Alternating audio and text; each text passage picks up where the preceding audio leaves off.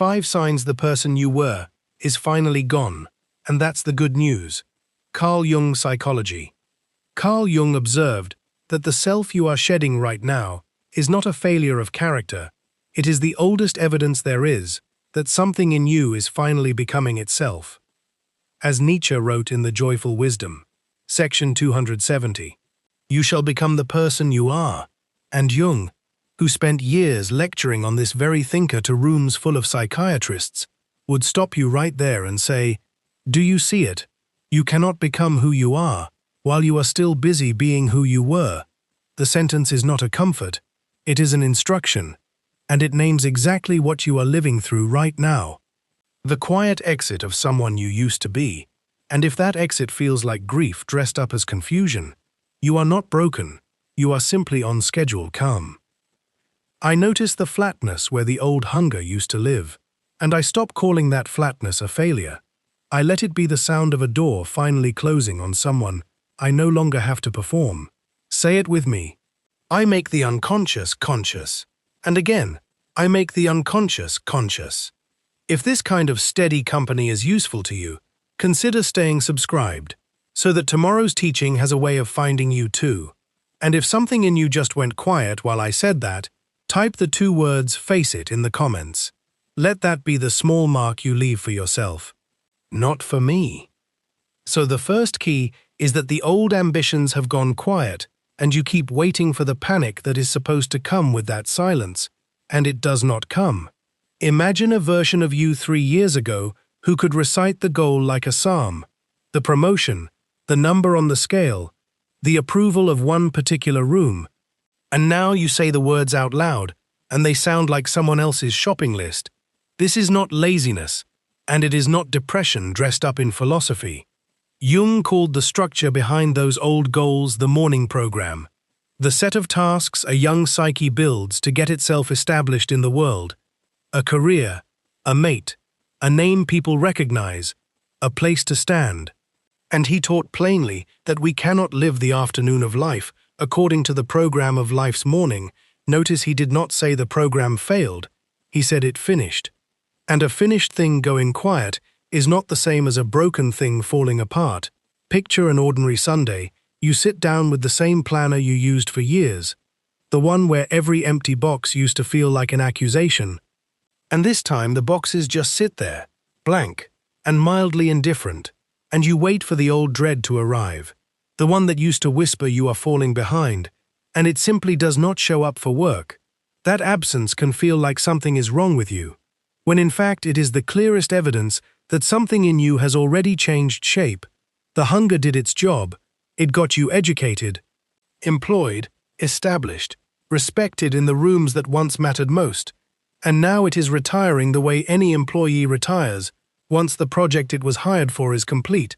So if you feel no thunderclap of purpose to replace the old one, only a strange, workable quiet, that quiet is the sign doing its job. The noise is not returning because the noise already did what it came to do, and something steadier is being asked to take its place, though it has not yet introduced itself and has no obligation to introduce itself on your schedule. You do not have to name it today. You do not even have to like the not knowing.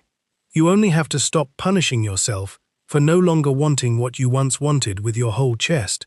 That wanting was a season, not a character flaw, and seasons are allowed to end without apology, without a farewell speech, without your permission even being required. I let the morning program end where it ends. The second key is that the old audience has stopped setting your temperature, and this one sneaks up quietly.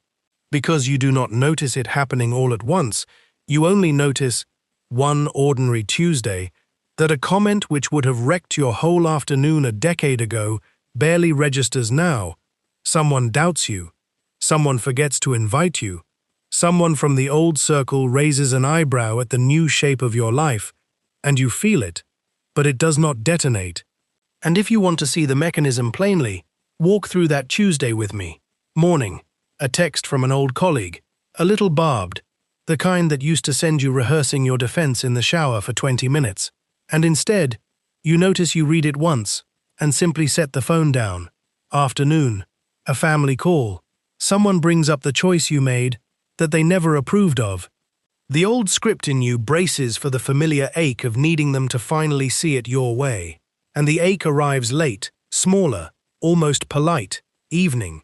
You scroll past a post from someone whose opinion of you used to function like a thermostat for your entire self-worth. And the room in you that used to overheat over such things stays a steady temperature. None of that is coldness growing in you. Jung named the mechanism behind that old detonation, the persona, that which in reality one is not, but which oneself as well as others think one is. For years, you built a working face for a particular room, competent, agreeable, impressive to the right people in the right light, and Jung warned that the real danger was never the mask itself. Every psyche needs one. The danger was identification. The professor who forgets he is a man and becomes only the textbook. The parent who forgets she is a person and becomes only the role. An artificial personality worn so long it starts to feel like the only self available. Consider a schoolteacher who spent 20 years perfecting a mask of endless patience. Never a raised voice. Never a visible crack, and one afternoon, a rude parent pushes too far and she snaps, sharp and plain, and walks home that evening, bracing for the old shame to arrive and punish her for the failure, and instead what arrives is relief, quiet and undramatic, because for one honest minute the mask came off and nothing underneath it collapsed. That relief is the same signal as the quiet Tuesday. It is the skin breathing under a face that has been worn a little too tightly for a little too long. Ask yourself plainly, whose eyes were you performing for when you built the version of you that flinched at every judgment? A parent long finished judging you. A room you do not even enter anymore. A version of success that belonged to someone else's checklist. The audience does not have to formally release you for their grip to loosen. The grip loosens the moment you stop mistaking the mask for the whole of your face. So when the applause of the old crowd stops landing the way it used to, that is not indifference hardening into something cold. That is identification quietly loosening its hold on you. You are no longer fused to the face you built for them. You can feel the difference between the mask and the skin underneath it now, and that feeling, faint as it is the whole of the good news in this key. Here is a plain test you can run this week. Notice the next time someone's opinion used to be able to move your whole mood without asking permission, and simply watch instead of react. If it moves you less than it used to, write down the date. That date is a small monument. It marks the day the mask started sitting looser on the face. I am not the mask I wore to be loved. The third key is that grief has arrived without an obvious event. No funeral, no diagnosis, no divorce. And yet some mornings you wake heavy in a way you cannot explain to anyone at breakfast. You check the usual suspects. Your health is fine. Your marriage is fine. Your job is fine. And still there is this low grey weather sitting in your chest that has nowhere obvious to file itself. And this is one of the strangest and least discussed truths in the whole territory of change.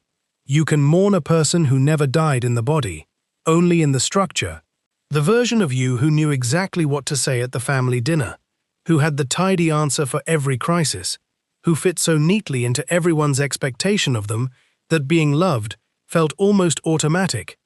That person is not available to you anymore. Not because you failed them, but because you outgrew the shape they required. Imagine a woman clearing out a closet on an ordinary Sunday, and she finds an old journal from 10 years back, and reading a few pages she does not feel nostalgia exactly, she feels something closer to bereavement, because the woman who wrote those pages, so certain, so eager to please, so convinced that if she just worked hard enough, everyone would finally approve of her, that woman is simply gone, and no one sent flowers. No one sat with her at a wake.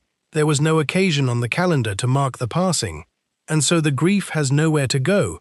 It just sits in the body, on ordinary Sunday afternoons, unscheduled, unwitnessed, and this is exactly why it feels so disorienting. We have rituals for the deaths everyone can see, but the psyche does not care whether the death was visible. It grieves the outgrown shape with the same weight it would grieve a person. And consider a second, quieter version of this same ache. A man driving home from work who passes the exit for a hobby shop he used to visit every week in his 20s, back when he still believed he might become the kind of person who built things with his hands. He has not thought about that shop in years. And yet something in his chest tightens for no reason he can name. He is not grieving the shop. He is grieving the version of himself who still had the appetite to walk into it. And that grief has no funeral either. It simply rides along in traffic and disappears again by the time he pulls into the driveway. Jung lived this himself. At 38, at the very peak of his professional standing, he described in Memories, Dreams, Reflections a collapse of the ground beneath him, a period so disorienting he wondered seriously about his own sanity. He had built an entire competent identity and then watched it stop being enough, seemingly overnight.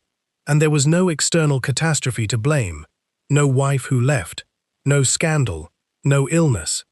Only the quiet, unbearable sense that the man he had built was no longer someone he could keep living inside of. He did not call this a breakdown to be cured and forgotten. He called the years that followed the most important of his life, because what was ending was not him, it was a phase of him, and the psyche mourns its own outgrown phases, the exact way it mourns anything it once loved.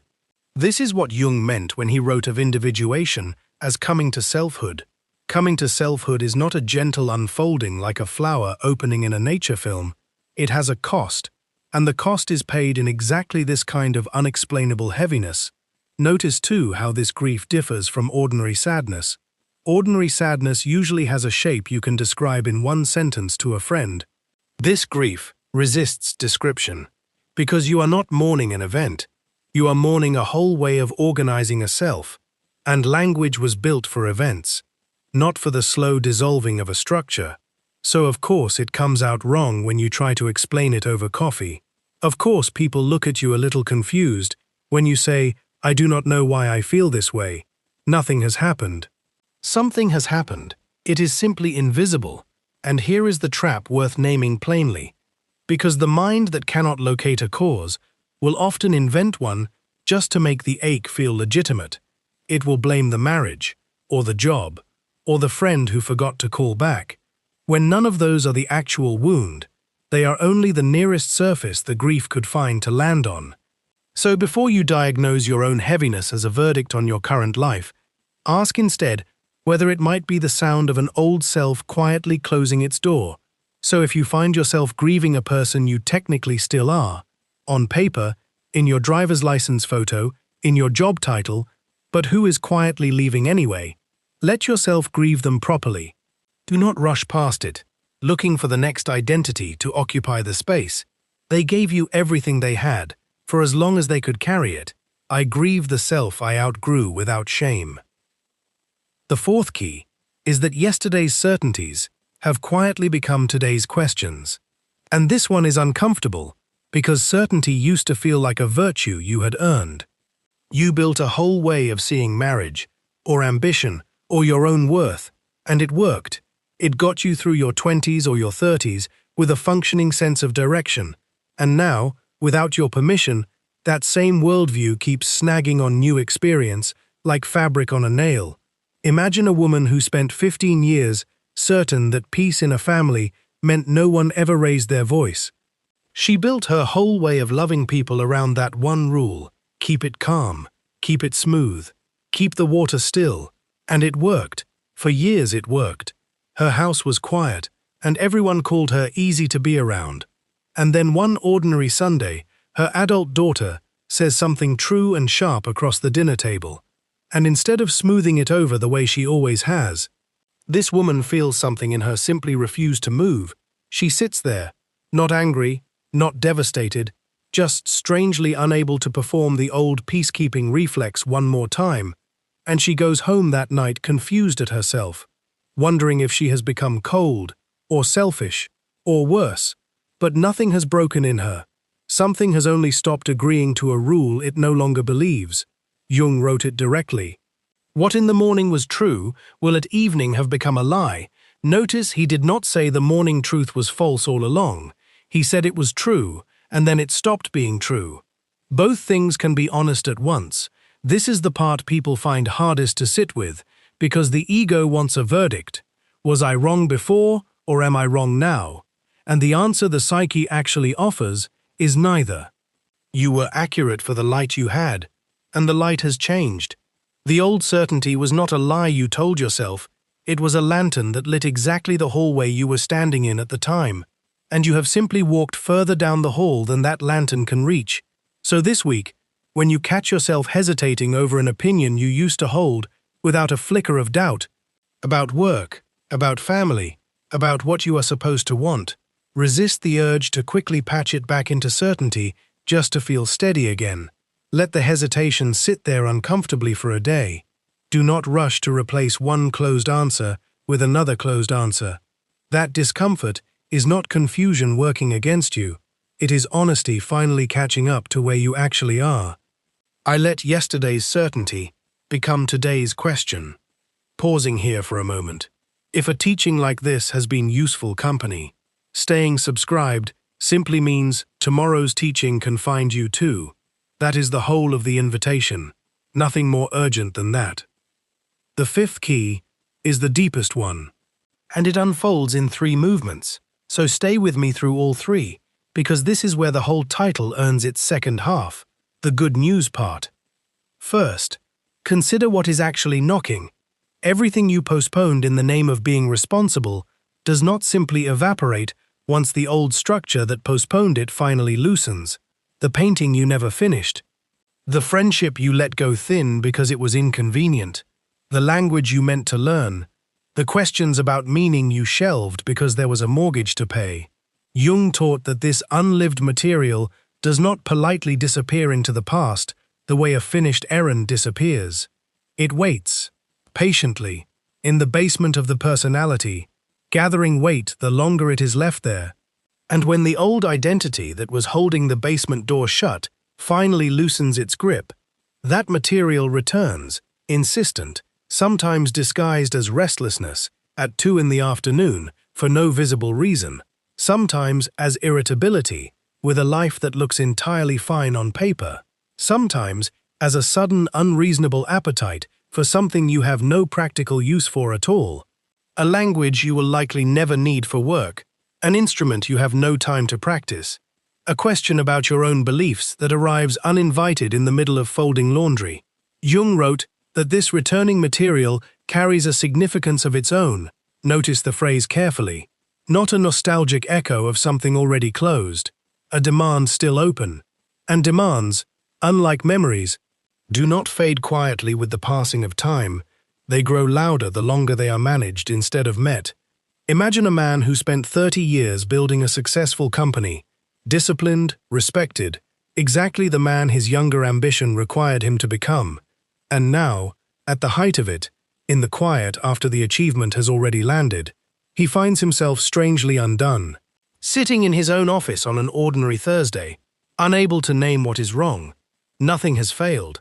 The numbers are good. The staff respect him. And still something in him is agitating for an attention it never once received, across 30 years of being useful. And now picture, alongside him, a woman who spent those same 30 years raising a family well, competent, devoted, the one everyone in the house could always rely on to hold things steady. And in the quiet, after the children are grown and gone, she finds a similar restlessness arriving at odd hours. Not grief exactly, not boredom exactly, something closer to an old appetite she abandoned so long ago she had genuinely forgotten she once had it. This is not ingratitude in either of them.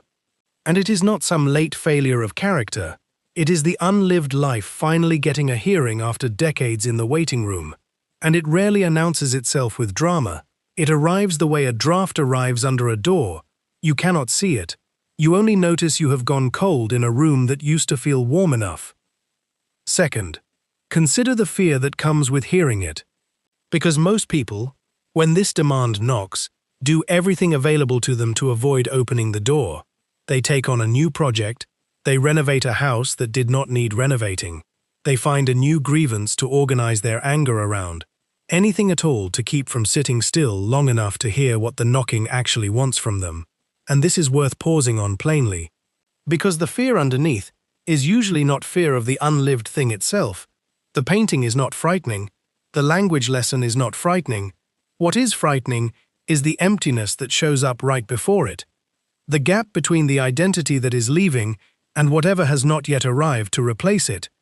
That gap has no name yet, and the mind, which has spent a lifetime organizing itself around named things, hates a gap with no name more than it hates almost anything else. So it fills the silence with noise, rather than sit inside the not knowing, even for an afternoon. Picture an ordinary Wednesday. You wake, and you check the phone before your feet have even touched the floor. You answer 3 messages on the way to the kettle that could easily have waited until noon. You drive to work rehearsing a conversation that has not happened yet and may never happen at all.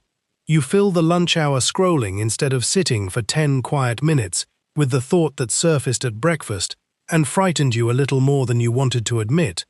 You come home and choose a show instead of the stillness you actually needed. And by the time you lie down, you have successfully avoided the knocking for 16 straight hours without once deciding to do so on purpose. And you call this an ordinary day, because most people do.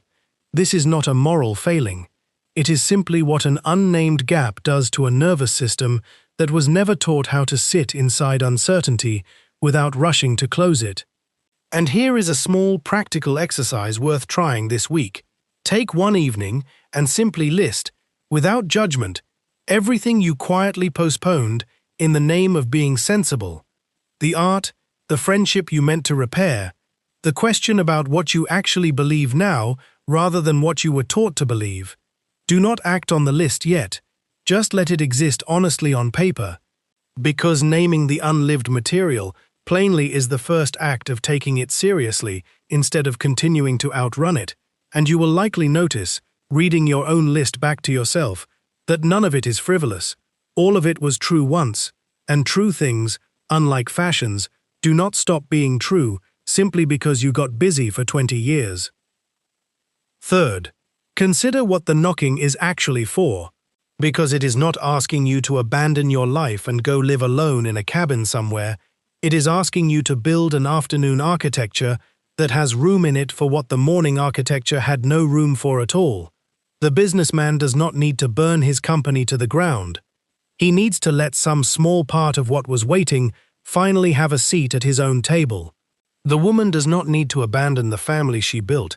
She needs to let the old appetite breathe a little, in whatever space is left over now.